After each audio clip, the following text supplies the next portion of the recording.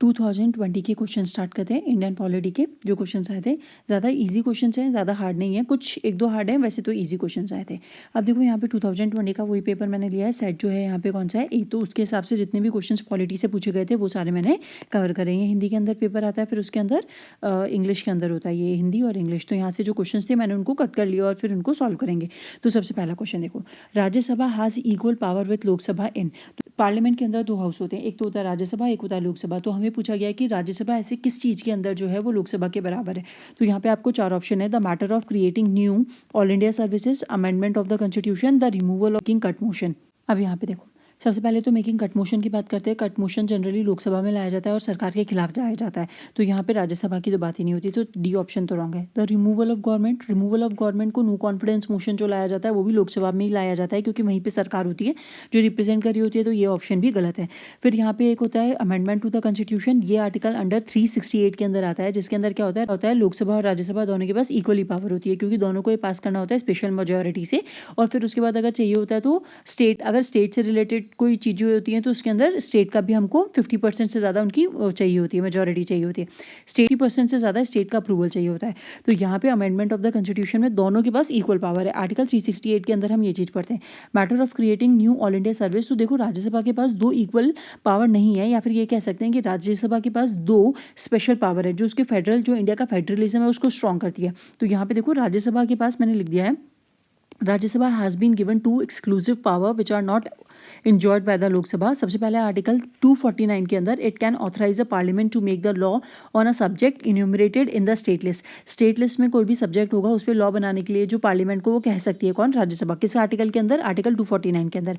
Article 312 312 क्या कहता है? It can authorise the parliament to create a new all India services common to both the centre and the state. Article 312 के अंदर ये भी हो सकता है कि जो पार्लियामेंट को राज्यसभा कह सकती है कि उसे ऑल इंडिया सर्विसेज बनानी है जो कॉमन हो किसके? बोथ सेंटर और स्टेट के। तो यहाँ पर राज्यसभा के पास दो एक्सक्लूसिव पावर है। एक आता है आर्टिकल 249 में, जिसमें उनको लॉ बनाने के लिए कहा जाता है स्टेट लिस्ट के अंदर जो सब्जेक्ट है, और आर्टिकल 312 जिसके अंदर से ऑल इंडिया सर्विस के बारे में पावर दिया गया है। तो यहाँ पर the matter of creating new all India, इसके अंदर राज्यसभा सुपीरियर है ना कि लोकसभा। तो ये भी गलत है, ये भी गलत है, ये भी गलत है। यहाँ पे अमेंडमेंट ऑफ द कॉन्स्टिट्यूशन सही है, तो इसलिए इसका आंसर क्या हो जाएगा? Option B. बात समझ में आ रही है? अमेंडमेंट ऑफ द कॉन्स्टिट्यूशन मैंने बहुत बार करा दिया, इसलिए मैंने एक्सप्लेन नहीं करा। आर्टिकल 368 बता दिया। अमेंडमेंट ऑफ द कॉन्स्टिट्यूशन पे एक अलग से चैप्टर दे रखा है, उसको पढ़ लेना, आराम से हो जाएगा। इसके लिए जॉइंट सेटिंग नहीं करी जाती, स्पेशल मेजोरिटी चाहिए होती है, प्रेसिडेंट का प्रायर अप्रूवल नहीं चाहिए होता है। फिर मिनिस्टर इसको ला सकता है, कोई भी ला सकता है, मिनिस्टर और non minister private member bill भी आ सकता है, नहीं आ सकता है, ये सारा उसमें बहुत अच्छे से मेंशन है, पढ़ोगे तो पता चल जाएगा। उसके बाद नेक्स्ट वाला क्वेश्चन देखो क्या है हमारे पास।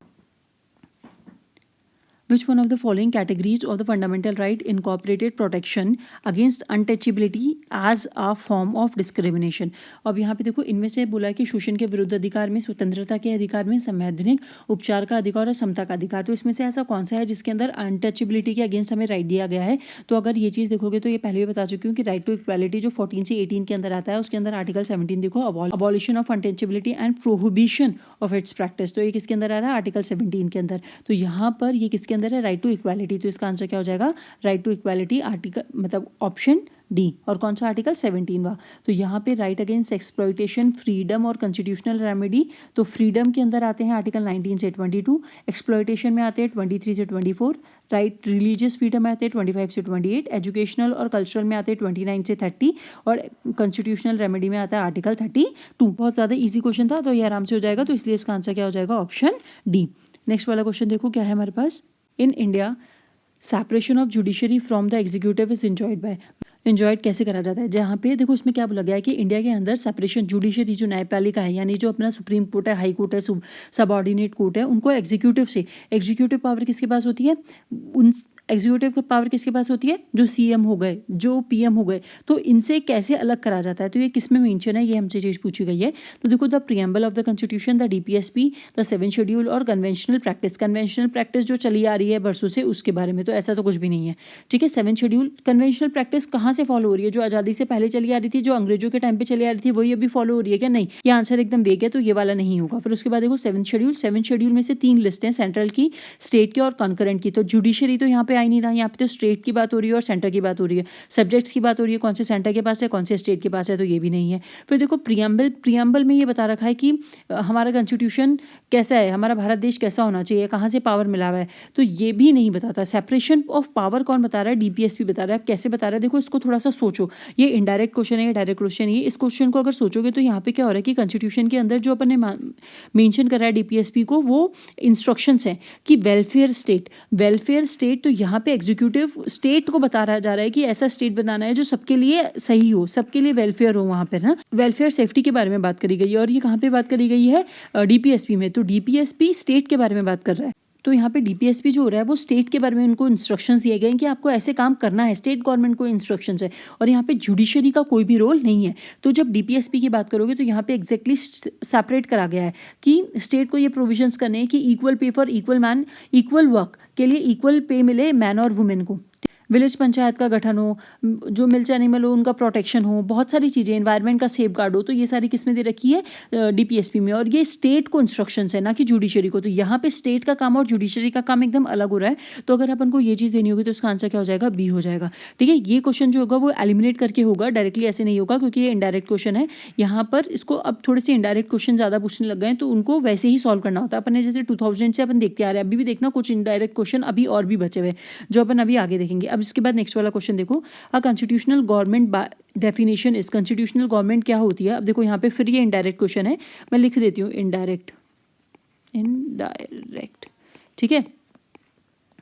हमसे ये पूछा गया है कि संवैधानिक सरकार क्या होती है, कॉन्स्टिट्यूशनल गवर्नमेंट क्या होती है। कॉन्स्टिट्यूशनल गवर्नमेंट वो होती है बेसिकली जो यहाँ पे गवर्नमेंट किसके द्वारा रन करी जा रही होती है, कॉन्स्टिट्यूशन के द्वारा। कॉन्स्टिट्यूशन में जो चीज़ें दे रखी होती है उसको फॉलो करके गवर्नमेंट बनती है, गवर्नमेंट का रूल होता है, गवर्नमेंट उसी हिसाब से उसी के अनुसार काम करती है, उसका अनुसरण करती है जो कॉन्स्टिट्यूशन में मेंशन होता है। अब देखो यहाँ पे क्या होता है कि कॉन्स्टिट्यूशनल गवर्नमेंट की डेफिनेशन पूछिए कि बेसिकली वो है क्या, government by way legislature, popular government है, मल्टी पार्टी गवर्नमेंट है, या फिर लिमिटेड गवर्नमेंट है। तो इन सारी चीज़ों को समझने से पहले, इसका आंसर निकालने से पहले इन चीज़ों को समझते हैं। अब इसको यहाँ पे इन ऑप्शंस को थोड़ा सा समझते हैं। सबसे पहले देखो, constitutional government by definition, constitutional government यानी संवैधानिक सरकार, वो सरकार जो कॉन्स्टिट्यूशन के अनुसार उसको अनुसरण करके काम करती हो। तो इसमें से कौन सी होगी, हम क्या कह सकते हैं कि ये ऐसा फॉर्म होगा तब वो कॉन्स्टिट्यूशनल गवर्नमेंट होगी। तो सबसे पहला ऑप्शन हमारे पास क्या दे रखा है यहाँ पे, गवर्नमेंट बाय लेजिस्लेचर, लेजिस्लेचर के द्वारा, लेजिस्लेचर स्टेट लेजिस्लेचर, ठीक है। और यहाँ पे क्या होता है, स्टेट लेजिस्लेचर है, स्टेट के अंदर स्टेट लेजिस्लेटिव असेंबलीज हैं। तो यहाँ पे मैं आपको ये समझाने की कोशिश कर रही हूँ कि देखो गवर्नमेंट बाय लेजिस्लेचर का क्या मतलब है कि जो लेजिस्लेचर है ना वो गवर्नमेंट को रन करे। जैसे फॉर एग्जांपल वहीं पे कॉन्स्टिट्यूशनल गवर्नमेंट होगी। जैसे फॉर एग्जांपल इंडिया को लेते हैं अपन और यूएसए को लेते हैं, तो इंडिया के अंदर भी कॉन्स्टिट्यूशन है, यूएस के अंदर भी कॉन्स्टिट्यूशन है, लेकिन इंडिया के अंदर गवर्नमेंट का फॉर्म कौन सा है, पार्लियामेंट्री, और यूएस के अंदर कौन सा है, प्रेसिडेंशियल फॉर्म। तो यहाँ पे इंडिया के अंदर तो वो रन कर रही है किसके द्वारा, पार्लियामेंट्री फॉर्म के द्वारा, लेकिन यूएस में क्या आंसर है, प्रेसिडेंशियल फॉर्म ऑफ गवर्नमेंट है।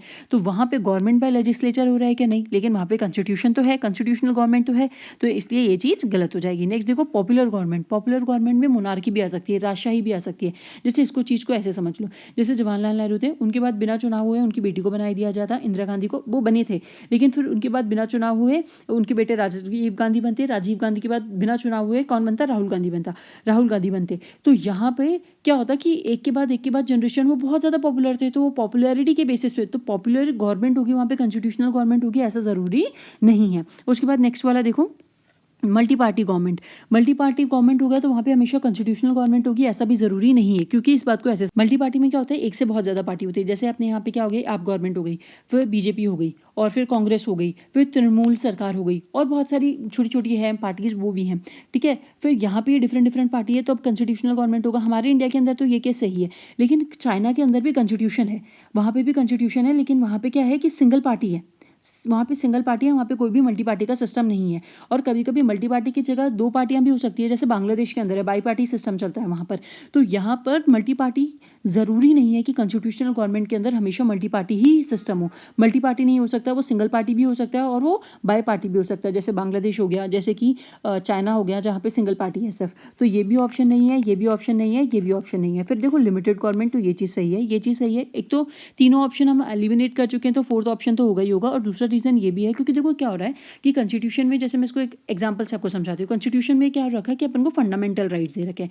फंडामेंटल राइट्स क्या करते हैं, रिस्ट्रिक्शंस लगाते हैं, किस पे लगाते हैं, स्टेट पे लगाते हैं कि स्टेट गवर्नमेंट अनटचेबिलिटी के खिलाफ उनको रोकनी है, अनटचेबिलिटी की प्रैक्टिस नहीं होनी चाहिए, लॉ के सामने सब इक्वल होने चाहिए, इक्वलिटी ऑफ लॉ होना चाहिए कि नहीं होना चाहिए। तो यहाँ पे क्या हो रहा है कि जितने भी लॉज मिले हुए हैं हमें, तो यहाँ पे क्या हो रहा है कि जो फंडामेंटल राइट्स हैं वो फंडामेंटल राइट्स एक तरह से रिस्ट्रिक्शंस लगा रहे हैं, वहाँ पे लिमिट कर रहे हैं गवर्नमेंट को। तो कॉन्स्टिट्यूशनल गवर्नमेंट का मतलब होता है कि जहाँ पे लिमिटेड गवर्नमेंट हो। बात समझ में आ रही है? The power of government are limited by means of fundamental right enshrined in the part 3 of the constitution which are essentially given to us against the state action. तो लिमिटेड गवर्नमेंट क्यों है? क्योंकि यहाँ पे कॉन्स्टिट्यूशन जो वो एक तरह से लिमिट लगा रहा है, और किसके थ्रू लगा रहा है? वो फंडामेंटल राइट के थ्रू लगा रहा है जो कि पार्ट 3 के अंदर दे रखे हैं। बोलता है कि नहीं होता, बोलता कॉन्स्टिट्यूशन ने ये बात कही कि नहीं कही भी कि चिल्ड्रंस का फैक्ट्रीज़ के अंदर वर्क नहीं होना चाहिए, हज़ार्डियस फैक्ट्रीज़ के अंदर वर्क नहीं हो रहा है, ट्रैफिकिंग के अगेंस्ट बात करी गई है, चाइल्ड का प्रोटेक्शन करा गया है, एजुकेशन की बात करी गई है, चाइल्ड को फैक्ट्रीज़ में काम करने से रोका गया है, हज़ार्डियस फैक्ट्रीज़ के अंदर काम करने से रोका गया। ये स्टेट को पे तो रिस्ट्रिक्शन लगा रहा है कि आप ऐसा कोई भी रूल नहीं बना सकते, या फिर आप ऐसे प्रोटेक्शन दोगे लोगों को किसके अगेंस्ट? अनटचेबिलिटी के अगेंस्ट, उनके ट्रैफिकिंग के अगेंस्ट। तो ये सारी चीज़ें क्या है, लिमिट लगा रही है किस पे? गवर्नमेंट पे। तो इसलिए यहाँ पे आंसर क्या हो जाएगा? Limited government. ये देखो जो इनडायरेक्ट क्वेश्चन होते हैं इनको समझाने के लिए बहुत ज़्यादा एफर्ट चाहिए होता है, और पेपर में ये सारी चीज़ें अगर आप क्वेश्चंस करोगे ना, थोड़ा थोड़ा माइंड ऐसे खुलने लग जाएगा, तो ये चीज़ें हो जाएगी। उसके बाद नेक्स्ट वाला क्वेश्चन देखो हमारे पास, other than the fundamental right which of the following part of the constitution of the India reflects the principle and the provision of the universal declaration of the human rights 1948। 1948 के अंदर जो human right के declaration हुए थे fundamental rights के अलावा, वो किस चीज़ के अंदर रिफ्लेक्ट करते हैं? प्रियम्बल में, डीपीएसपी में और फंडामेंटल ड्यूटीज़ में। देखो प्रियम्बल में तो है वेलफेयर की बात करी गई है, जस्टिस बात करी गई, सोशल इकोनॉमिक पॉलिटिकल की, पैटर्निटी की बात करी गई है, ठीक है, जस्टिस की बात करी गई है, सोशल भी होना चाहिए, इकोनॉमिक भी होना चाहिए और पॉलिटिकल भी होना चाहिए। डीपीएसपी में वेलफेयर स्टेट की बात करी गई, equal pay for equal work की बात करी गई है। ह्यूमन राइट्स भी यही बात करते हैं, फंडामेंटल ड्यूटीज़ में भी यही चीज़ कही गई है एक तरह से कि हमें, हमारे पास ये ड्यूटीज़ होनी चाहिए, नेशन का रिस्पेक्ट करना चाहिए, फॉरेस्ट एनवायरनमेंट वगैरह को प्रोटेक्ट करना चाहिए। तो ये सारे ह्यूमन राइट्स ही तो हैं। देखो ये वाला क्वेश्चन मैंने आपको 2011 में जब कराया था, तब मैंने आपको बताया था कि यूनिवर्सल जो ह्यूमन राइट्स हैं उस पर 2000 के अंदर 2020 के अंदर भी क्वेश्चन पूछा गया। और देखो यहाँ पे मैंने आपको ये यूनिवर्सल ह्यूमन राइट्स बताए भी थे। राइट टू स्पीक, ठीक है ना, असेंबली, स्लेवरी के अगेंस्ट उनके पास राइट होना चाहिए, टॉर्चर के अगेंस्ट राइट टू नेशनलिटी होना चाहिए, मेंबर होना चाहिए ट्रेड और यूनियन के अंदर, उनके पास राइट होना चाहिए कि वो फ्री बैठे रहें और रेस्ट करें फ्रॉम वर्क, उनके पास ये राइट होना चाहिए कि उनको standard of adequate standard of living मिले देमसेल्फ फॉर देयर फैमिली। और ये अपन किस में पढ़ते हैं? डीपीएसपी के अंदर, फंडामेंटल राइट के अंदर, दोनों के अंदर पढ़ते हैं, ठीक है। ऐसी सारी चीज़ें, राइट टू प्रॉपर्टी होनी चाहिए, राइट टू मैरी और रेज अ फैमिली होनी चाहिए। तो ये सारी free, right to think and voice your opinion freely होनी चाहिए। तो ये सारी चीज़ें किस में आती हैं? तीनों चीज़ों के अंदर इनकॉर्पोरेट होती है, फंडामेंटल राइट्स में, डीपीएसपी में और प्रियम्बल में। तो ये भी है, ये भी है और ये भी है। तो इसका आंसर क्या हो जाएगा? 1, 2 एंड 3। अब देखो ये वाला जो क्वेश्चन है ना, ये सारी पॉजिटिव चीज़ें, ह्यूमन राइट भी एक तरह से पॉजिटिव है, इंसान को क्या क्या अधिकार होने चाहिए यूनिवर्सल में वो है। प्रियम्बल भी यही चीज़ बात करता है, इनडायरेक्ट फॉर्म में वेलफेयर की बात कर रहा है।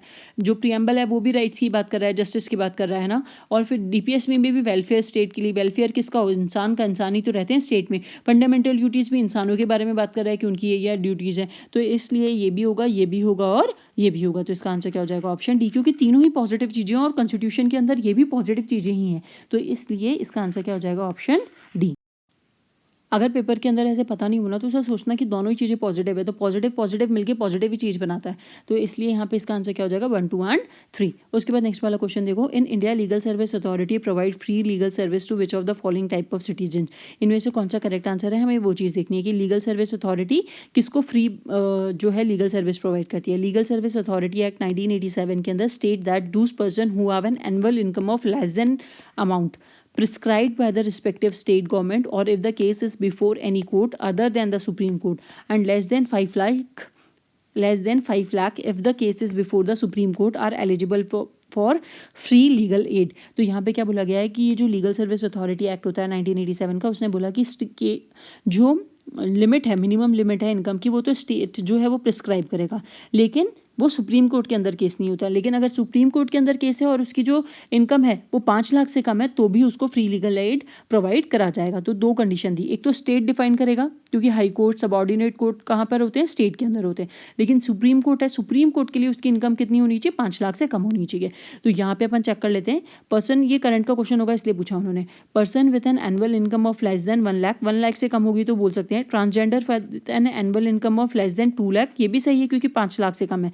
Member of other service backward classes with an annual income of less than, OBC की कोई बात नहीं करेगी। ऑल सीनियर सिटीजन की बात नहीं करी गई क्योंकि यहाँ पे इनकम के बेसिस पे होता है। कोई जो सीनियर सिटीजन होगा शायद वो बिजनेसमैन रहा होगा, उसके पास करोड़ों की संपत्ति होगी। कोई सीनियर सिटीजन होगा जिसके पास 5 लाख से कम होते होंगे एनुअल इनकम, तो जिसके पास कम होंगे उसको तो मिल जाएगी, लेकिन जिसके पास 1 करोड़ 2 करोड़ होंगे तो उसको नहीं मिलेगी एनुअल इनकम। तो ये और ये गलत है क्योंकि ओबीसी और इनके बारे में बात नहीं करी गई थी। एनुअल इनकम पर्सन की बात करी गई, ट्रांसजेंडर की भी बात करी गई थी, इसलिए इसका आंसर क्या हो जाएगा, 1 और 2। ये करंट में एक्ट रहा होगा इसलिए इन्होंने पूछा है, तो जो एक्ट रहे हैं वो भी पढ़ने हैं।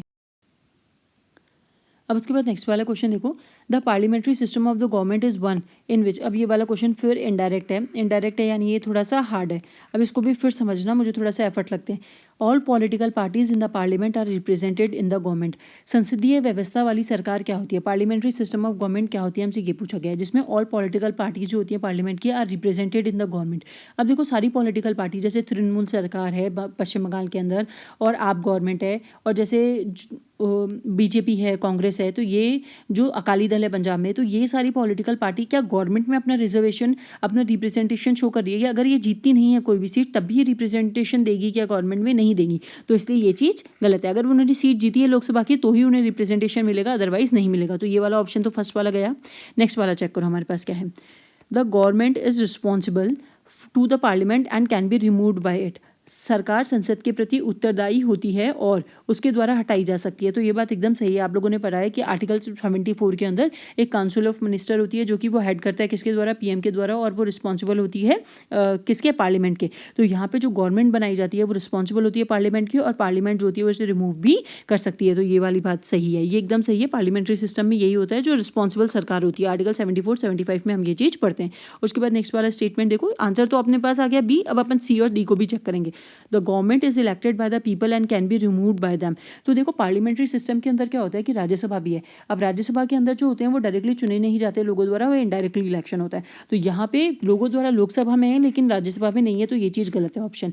फिर उसके बाद देखो, the government is chosen by the parliament but can not be removed bye before completion of the fix term. ये गलत है। आप लोगों को पता है सरकार बहुत बार गिरी है। अटल बिहारी वाजपेयी की सरकार शायद 1 वोट से गिर गई थी, 16 दिन की सरकार बनी थी शायद, तो शायद 16 है, बट जो डेज हैं वो चेक कर लेना। लेकिन ये वाली चीज़ जो है वो एकदम गलत है कि वो फिक्स टर्म के लिए 5 साल के लिए तो 5 साल ही वर्क करेगी, वो बीच में भी हट सकती है अगर नो कॉन्फिडेंस मोशन पास हो जाए, और बहुत सारी चीज़ें होती है। तो यहाँ पे ये भी गलत है, ये भी गलत है। इसका आंसर क्या हो जाएगा, ऑप्शन बी। उसके बाद नेक्स्ट वाला क्वेश्चन देखो, विच, ये तो बहुत ईजी, बहुत ज़्यादा ईजी क्वेश्चन है, 1 सेकंड का क्वेश्चन है। Which part of the constitution of India declares the ideal of welfare state. Welfare state की घोषणा कौन करता है, डीपीएसपी करता है। सिंपल सी बात है, ये तो ए, इसका ऑप्शन ए है। इसको तो आंख बंद करके कर देना कि डीपीएसपी है। ये क्वेश्चन बहुत ईजी है, ये फ्री का क्वेश्चन है, फ्री के मार्क्स हैं, 2 मार्क्स जो मिले थे। फंडामेंटल राइट्स नहीं है, प्रीएम्बल नहीं है, और 7th शेड्यूल भी नहीं है। वेलफेयर स्टेट की बात किस में करी गई है, डीपीएसपी में। डीपीएसपी में इंस्ट्रक्शंस दिए गए हैं वेलफेयर के स्टेट के लिए। नेक्स्ट वाला क्वेश्चन देखो हमारे पास, कंसिडर द फॉलोइंग स्टेटमेंट।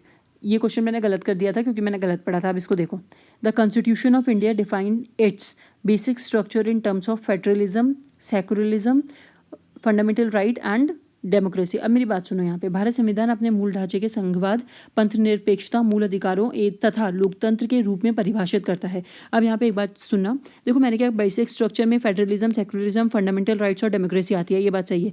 लेकिन यहाँ पे देखो एक चीज़ लिखी हुई है, constitution of India defines. Constitution of India ने डिफाइन करा है, ये चीज़ सरासर गलत है। अपन को पता है केशवानंद भारती केस जो आया था 1973 के अंदर 24 अप्रैल को, उसमें बेसिक स्ट्रक्चर की बात करी गई थी, कॉन्स्टिट्यूशन में डिफाइन नहीं करा था। ये एक सुप्रीम कोर्ट का जजमेंट आया था, उसमें ये डिफाइन करा था, और उसमें डिफाइन नहीं करा कि बेसिक स्ट्रक्चर क्या होगा। फिर बताया गया धीरे धीरे कि कौन कौन से बेसिक स्ट्रक्चर के कैटेगरी में आते जाएंगे। तो यहाँ पे ये वाली जो चीज़ है वो गलत है, फर्स्ट वाला ऑप्शन गलत है।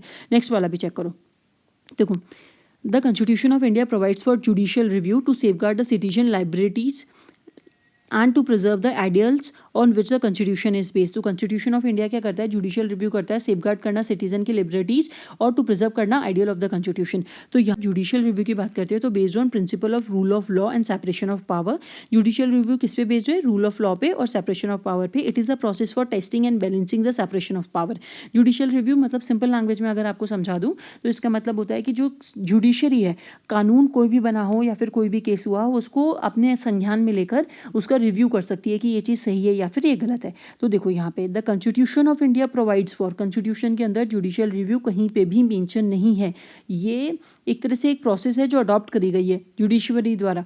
एक तरह से ये प्रोसेस है जो कि अडॉप्ट करी गई है जुडिशरी द्वारा।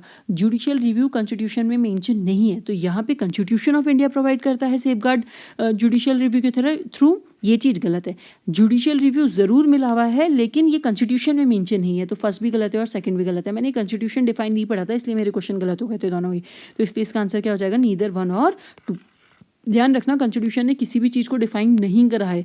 डिफाइन करता है ऑफिस ऑफ प्रॉफिट, नहीं। डिफाइन करता है फेडरलिज्म सेकुलरिज्म, नहीं। डिफाइन करता है फंडामेंटल राइट्स, उसकी आर्टिकल्स हैं लेकिन फंडामेंटल राइट्स क्या होंगे वो डिफाइन नहीं करता। उसके अंदर कौन कौन से आर्टिकल्स हैं, उनके अंदर क्या क्या प्रोविजंस हैं वो डिफाइन करता है, लेकिन फंडामेंटल राइट क्या है, नहीं। ठीक है, तो ये सारी चीज़ें ध्यान रखना। कॉन्स्टिट्यूशन में चीज़ों को डिफाइन नहीं करा गया है जनरली। तो यहाँ पे इसका आंसर क्या हो जाएगा, नीदर वन और नीदर टू। नेक्स्ट वाला क्वेश्चन देखो। In the context of India which one of the following is a characteristic appropriate for bureaucracy. Bharat के संदर्भ में नौकरशाही का निम्नलिखित में से कौन सा उपयुक्त चारित्रिक चित्रण है। अब यहाँ पे क्या बोला गया है कि ब्यूरोक्रेसी बेसिकली होती क्या है, तो वो उस चीज़ के बारे में पूछा गया है। ब्यूरोक्रेसी मतलब होता है परमानेंट एग्जीक्यूटिव। परमानेंट एग्जीक्यूटिव जो गवर्नमेंट के बड़े बड़े पदों पे बैठे हुए होते हैं या फिर जो ऑफिसर स्केल ग्रेड 1 ग्रेड 2 के होते हैं, ऑफिसर होते हैं, ग्रेड ए और ग्रेड बी के ऑफिसर्स होते हैं, बेसिकली वो ब्यूरोक्रेट कहलाते हैं। ब्यूरोक्रेट जिनके हाथ में पूरी सरकार की संचालन प्रक्रिया होती है। तो यहाँ पे हमसे पूछा गया कि वो क्या चीज़ कैरेक्टरिस्टिक क्या होती है ब्यूरोक्रेसी की। अब देखो सबसे पहले अपन ये भी जो क्वेश्चन है ये कौन सा है अपने पास, इनडायरेक्ट क्वेश्चन है। इनडायरेक्ट क्वेश्चन है यानी यहाँ पे अपन को क्या करना पड़ेगा, थोड़ी सी मेहनत करनी पड़ेगी इस क्वेश्चन को सॉल्व करने के लिए। तो चलो देखो यहाँ पे फर्स्ट ऑप्शन क्या है, an agency for widening the scope of parliamentary democracy. संसदीय लोकतंत्र की व्याप्ति को विस्तार देने वाला अभिकरण। तो यहाँ पे क्या हो रहा है कि पार्लियामेंट्री डेमोक्रेसी को वाइडन करना ब्यूरोक्रेसी का काम नहीं है, ये पार्लियामेंट का काम है। ठीक है, कि जो पार्लियामेंट है, फेडरल है, स्टेट है, यहाँ पे स्टेट लेजिस्लेटिव असेंबली है, लोकसभा है, तो यहाँ पे ये ब्यूरोक्रेसी इस काम वाइड नहीं कर रही। वो स्टेट लेजिस्लेटिव के काम को, स्टेट लेजिस्लेटिव को नहीं बढ़ा रही। वो जितने स्टेट लेजिस्लेटिव की सीट्स हैं उतनी ही रह रही है। तो यहाँ पे उसको बढ़ाने का काम तो नहीं है, तो ये चीज़ गलत हो जाएगी। The an agency for strengthening the structure of federalism. एक ऐसी एजेंसी जो फेडरलिज्म के स्ट्रक्चर को स्ट्रेंथन करनी है, तो ये भी गलत है। क्यों गलत है, देखो इसका एग्जाम्पल है यूनाइटेड किंगडम यानी कि यूके। यूके के अंदर क्या होता है, वो फेडरल कंट्री नहीं है। यूके सिर्फ एक ही कंट्री है, जैसे इंडिया जो है वो क्वाजी फेडरल है, अमेरिका है जो है वो फेडरल कंट्री है। तो यहाँ पर वो फेडरल नहीं है लेकिन वहाँ पे ब्यूरोक्रेट हैं, वहाँ पे ब्यूरोक्रेसी की जो फॉर्म है, ब्यूरोक्रेसी जो है वो वहाँ पर है, और वहीं से हमने किसने लिया, अडॉप्ट करी है, इंडिया ने लिया है। तो ये भी गलत है। उसके बाद देखो an agency for facilitating political stability and economic growth. Political stability और इकोनॉमिक ग्रोथ के लिए ब्यूरोक्रेसी का काम नहीं है। पॉलिटिकल स्टेबिलिटी होती है वो डिपेंड करती है पार्लियामेंट की स्ट्रेंथ पे और लेजिस्लेचर पे ऑफ पर्टिकुलर स्टेट पर। ब्यूरोक्रेसी क्या कर लेगी, जैसे यहाँ पे बात कर लेते हैं अभी पश्चिम बंगाल के अंदर। पश्चिम बंगाल के अंदर देख लो क्या चीज़ हो रही है, तो वहाँ पे तो वो ब्यूरोक्रेसी और स्टेबिलिटी स्टेट में कब आएगी, जब वहाँ की जो स्टेट लेजिस्लेटिव होगी वो बहुत ज़्यादा स्ट्रांग होगी, वो उसके पास स्ट्रेंथन होगी, वो पावर में होगी। या फिर राष्ट्रपति शासन क्यों लगता है, ब्यूरोक्रेसी का तो उसमें कोई रोल ही नहीं होता, क्योंकि ब्यूरोक्रेसी क्या होती है, जिसके पास उसके पास जो इंस्ट्रक्शंस मिलते हैं बस उसे वो इम्प्लाई करना होता है। तो ये भी गलत है, फर्स्ट भी गलत है, सेकंड भी गलत है और थर्ड भी गलत है। उसके बाद नेक्स्ट देखो, an agency for the implementation of public policy. लोक नीति को क्रियान्वित करने वाला अभिकरण। तो ऑब्वियस ही बात है, मैंने अभी फिर बोला, अभी मैंने थोड़ी देर पहले बोला था कि ब्यूरोक्रेसी का काम क्या होता है, जो उनको इंस्ट्रक्शंस मिले होते हैं वो उनको अप्लाई करना होता है, जो गवर्नमेंट ने पॉलिसीज़ बना दी वो उनको इंप्लीमेंट करना होता है।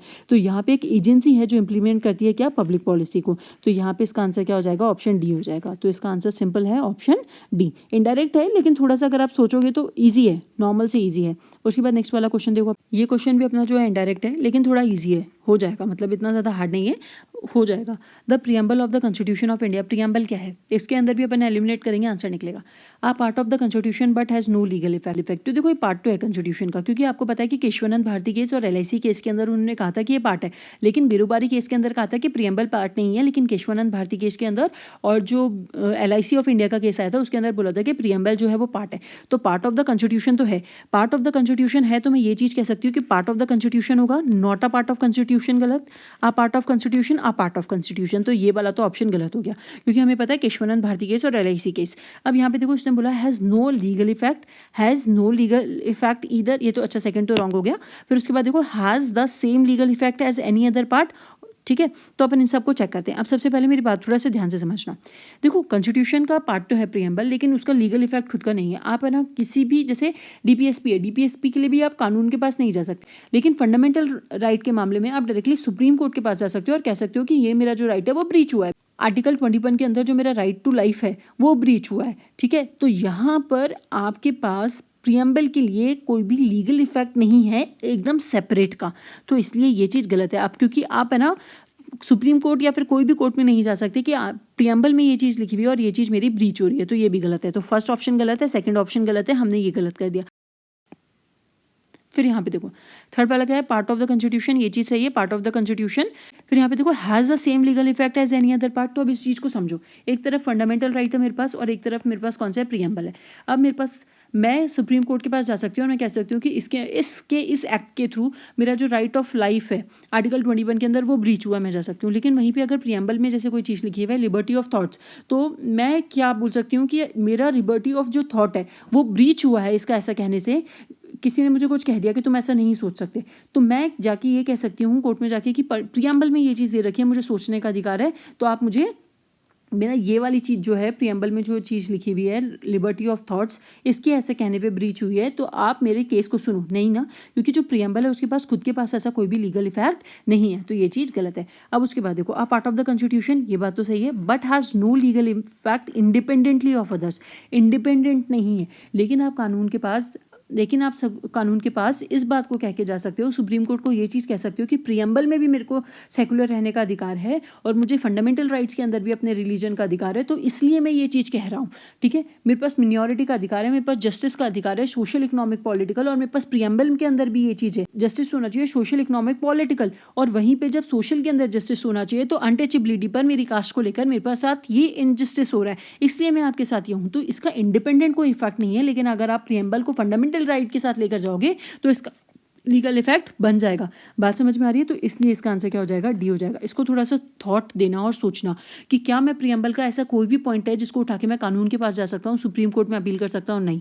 लेकिन अगर मैं फंडामेंटल राइट के साथ इसको लेकर जाऊँगा तो मैं हाँ ज़रूर बोल सकता हूँ कि ये चीज़ प्रियम्बल में भी मेंशन है और ये मेरे फंडामेंटल राइट में भी है, इसलिए मुझे इस चीज़ का अधिकार होना चाहिए। तो यहाँ पे इसलिए इसका आंसर क्या हो जाएगा, ऑप्शन डी। उसके बाद नेक्स्ट वाला क्वेश्चन देखो, with reference to the provision contained in part 4th of the constitution of India, which of the following statement is are correct? कौन सा करेक्ट है? ये पार्ट 4th याद कर लेना, ये मैंने क्वेश्चन गलत करा था, मैं पार्ट 3rd और पार्ट 4th में पेपर में प्रेशर भी रहता है और कंफ्यूज हो गई थी। तो यहाँ पे पार्ट 4th क्या है, DPSP। यहाँ पे ऑप्शंस भी देखोगे ना तो वो भी कंफ्यूजिंग है। Enforceable by court fundamental right है, नॉट इन्फोर्सिबल DPSP है। यहाँ पे 1 ऑप्शन भी है, 2 ऑप्शन भी है, तो मैं इसलिए कंफ्यूज हो गई थी और ये मेरा क्वेश्चन गलत हुआ था। अब देखो यहाँ पे मैं समझाती हूँ, पार्ट 4th DPSP है। अब यहाँ पे क्या बोला है, they shall be enforceable by court. क्या DPSP इन्फोर्सिबल बाय है क्या कोर्ट में? DPSP को ब्रीच, वो स्टेट के लिए इंस्ट्रक्शंस है, ब्रीच होने पे भी आप कानून के पास, सुप्रीम कोर्ट के पास, हाई कोर्ट के पास नहीं जा सकते, ठीक है। तो डायरेक्टली नहीं जा सकते, ऐसे जा सकते हो लेकिन डायरेक्टली नहीं जा सकते, तो ये चीज़ नहीं है। फिर उसके बाद देखो ये बोला है कि they shall not be enforceable by the any court, ये बात सही है। The principle laid down in the part are influence to make the making of law by the state. Obviously बात है, DPSP में वेलफेयर स्टेट की बात करेंगे, स्टेट्स को इंस्ट्रक्शन है, तो 2 और 3 इसका सही है, तो ऑप्शन क्या हो जाएगा, इसका डी हो जाएगा। अब एक और एलिमिनेशन की ट्रिक बताती हूँ, अब वो लगेगी या नहीं लगेगी मुझे नहीं पता, लेकिन मुझे भी बाद में पता चली थी। देखो यहाँ पे 2 चीज़ कॉन्ट्रोडिक्ट करी है, they shall be enforceable by court, they shall not be enforceable by any law, any court. तो या तो ये वाला सही होगा या फिर ये वाला सही होगा, तो ये चांस में निकलते हैं 50-50, ये दोनों कभी भी सही नहीं होंगे। तो ऐसा बोलते हैं कि एक पॉजिटिव में और एक नेगेटिव में हो, तो आपको वैसे तो पॉजिटिव वाली चीज़ सही होती है, लेकिन यहाँ पे जब कॉन्ट्रडिक्टरी आ जाए तो यहाँ पे आप 50-50 में निकाल सकते हो, या तो ये होगा या फिर ये होगा, तो फर्स्ट होगा या फिर सेकंड होगा। तो अगर सपोज फर्स्ट नहीं होता तो ये ऑप्शन गया और ये ऑप्शन गया, तो अपने पास 50-50 का ऑप्शन बच गया। तो ये क्वेश्चन ऐसे करने के तरीके होते हैं, ठीक है। तो ध्यान रखना, जब दो स्टेटमेंट कॉन्ट्रडिक्टरी दे रखे हों तो दोनों कभी भी साथ में सही नहीं होंगे, हमेशा एक ही सही होगा, या तो नॉट वाला सही होगा या फिर नॉट वाला सही नहीं होगा। सिंपल। नेक्स्ट वाला क्वेश्चन देखो, उसके बाद क्या है। कंसिडर द फॉलोइंग स्टेटमेंट को कंसिडर करना। According to the constitution of India, person who is eligible to vote can be made a minister in a state for 6 months even if he she is not a member of the legislature of the state. देखो यहाँ पे क्या बोला गया है कि एक constitution of India के अंदर ऐसा जो पर्सन जो एलिजिबल है वोट के लिए, वो मिनिस्टर बन सकता है किसी भी स्टेट के अंदर 6 महीने के लिए, अगर वो मेंबर नहीं है। तो अपन को ये पता है कि उसके बाद अपन को ये चीज़ अपन ने पढ़ रखी है कि अगर वो मेंबर नहीं है तब भी उसको मिनिस्टर बनाया जा सकता है, लेकिन 6 महीने के अंदर उसे सदस्यता लेनी होती है। तो ये चीज़ सही है। लेकिन यहाँ पे एक चीज़ है जो आपको थोड़ा सा नोटिस करनी होगी। The person who is eligible to vote, vote करने की हमारी एज कितनी होती है? 18 ईयर। और एमएलए बनने की एज कितनी होती है? 25 ईयर। तो इस वाले स्टेटमेंट के हिसाब से अगर 18 साल का इंसान है, या फिर 18 साल का 19 साल का एक टीनेजर है, तो वो जाके मिनिस्टर बन सकता है? नहीं बन सकता, क्योंकि उसकी एज मिनिमम कितनी होनी चाहिए? 25 और फिर 30 होनी चाहिए। तो 25 और 30 होनी चाहिए। तो 18-19 साल का बच्चा कभी भी मिनिस्टर नहीं बन सकता। तो यहाँ पे वही चीज़ कह रहे हैं कि भारत के संविधान के अनुसार कोई भी ऐसे व्यक्ति जो मतदान के लिए योग्य है, मतदान के लिए तो 18 साल का, 19 साल का, 20 साल का, 21 साल का जो पर्सन है वो योग्य है। कोई लेडी है, कोई बच्ची है तो वो भी योग्य है, कोई लड़का है तो वो भी योग्य है, लेकिन वह किसी राज्य में 6 महीने के लिए मंत्री बनाया जा सकता है। वो मंत्री नहीं बनाया जा सकता जब तक उसकी एज 25 साल ना हो जाए। तो इसलिए ये चीज़ गलत है। फर्स्ट वाला स्टेटमेंट रॉन्ग है। सेकंड वाला चेक करो। According to the representation of the people's act 1951, a person convicted of a criminal offence and sentence to imprisonment for 5 years is permanently disqualified from contesting an election even after his release from prison. तो यहाँ पे क्या बोला गया है कि एक person है, representation of people's act RPA act 1951 के अंदर अगर उसे क्रिमिनल ऑफेंस में 5 साल की सजा हो गई है तो उसे परमानेंटली डिस्क्वालीफाइड कर दिया जाता है। तो ऐसा नहीं है।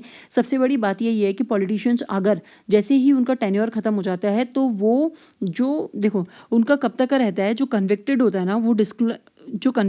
ना वो डिस्क्वालीफाइड करा जाता है for being a member either house of the parliament और the state legislature from the date of such conviction till the stated time. This is not permanent. ये परमानेंट नहीं होता। बस इतना ध्यान रखना कि जो पॉलिटिशियंस होते हैं वो खुद ही कानून बनाते हैं, तो अपने आप को तो वो प्रॉफिट देंगे। तो अगर उसे मतलब कन्विक्टेड भी दिया जाता है तब तक ही रहेगा जब तक वो स्टेटेड कहा गया है कि 5 साल तो 5 साल, 10 साल तो 10 साल। वो परमानेंट 40 साल तक नहीं रहेगा। तो जितना उसे सजा में प्रावधान दिया गया है तब तक ही वो डिस्क्वालीफाइड रहेगा, अदरवाइज उसके बाद नहीं रहेगा। सदस्यता चली जाती है उस सेशन के लिए, लेकिन वो अगली बार फिर लड़के वापस से चुनाव लड़के आ सकते हैं। तो यहाँ पे ये वाली चीज़ गलत है और ये भी चीज़ गलत है, दोनों ही गलत है। तो इसलिए इसका आंसर क्या हो जाएगा? नीदर 1 and 2, क्योंकि हमें करेक्ट देखना था। तो करेक्ट में आंसर होगा नीदर 1 and 2। बात समझ में आ रही है? नेक्स्ट वाला देखो। Consider the following statement consider करना। The President of India can summon a session of the Parliament at such place as she thinks fit। तो यहाँ पे क्या देखो, आर्टिकल 85 का 1 पार्ट होता है, President shall from time to time summon each House of Parliament to meet at such time and place as he or she दोनों लिखना चाहिए थिंग्स फिट। तो यहाँ पे क्या हो जाएगा कि आर्टिकल 85 का 1 पार्ट कहता है कि पार्लियामेंट का सेशन कभी भी प्रेसिडेंट बुला सकता है जब उसको सही लगता हो। तो यहाँ पे ये वाला जो ऑप्शन है फर्स्ट वाला सही है। फर्स्ट सही है तो मेरे पास या तो ये नहीं होगा, ये नहीं होगा, या तो ये वाला होगा, फिर थर्ड भी होगा। तो सेकंड तो गलत है, तो इसको तो हटा ही सकते हैं। लेकिन अब अपन को थर्ड को भी चेक करना है, तो एक बार थर्ड को चेक कर लेते हैं, फिर आंसर देख लेंगे, फिर सेकंड को भी चेक करेंगे। There is no minimum number of days that the parliament is required to meet in a year. ये बात सही है कि minimum number of days specify नहीं करे गए, उनके सेशन भी स्पेसिफाई नहीं करे गए। बस इतना बताया गया है कि एक साल के अंदर 6 महीने से ज़्यादा 2 सेशन के बीच में गैप नहीं होना चाहिए। अब वो कितने दिन के लिए मिल रहे हैं, कितने टाइम के लिए मिल रहे हैं, ऐसा कुछ भी डिसाइड नहीं करा गया है। तो यहाँ पे लिखा हुआ है नो मिनिमम। तो ये वाली बात सही है, कोई भी मिनिमम नहीं है। तो यहाँ पे थर्ड वाला जो ऑप्शन है वो सही है, इसलिए इसका आंसर क्या हो जाएगा? 1 and 3। अब सेकंड को भी एक बार चेक कर लेते हैं, क्योंकि आंसर तो वैसे हमें मिल चुका है, लेकिन हम ऑप्शंस भी चेक करते हैं सारे। तो सेकंड भी देख लेते हैं। The constitution of India provides for a 3 session of the parliament in a year, but it is not mandatory to conduct all 3 session. ये चीज़ गलत है, क्योंकि कॉन्स्टिट्यूशन ऑफ इंडिया ने कोई भी सेशन को डिफाइन नहीं करा कि 3 होने चाहिए, 4 होने चाहिए, 2 होने चाहिए या फिर 1 होना चाहिए। बस इतना कहा गया है कि 6 महीने से ज़्यादा का 2 सेशन के बीच में गैप नहीं होना चाहिए। तो ये तो ऑब्वियसली गलत है और हमें पता भी चल गया ये गलत क्यों है। तो यहीं पे यहाँ पर अपने सारे इसी ईयर के सारे क्वेश्चंस कर लिए हैं 2020 के। उसके बाद नेक्स्ट ईयर के क्वेश्चंस के साथ मिलूंगी। तब तक के लिए thank you and have a nice day.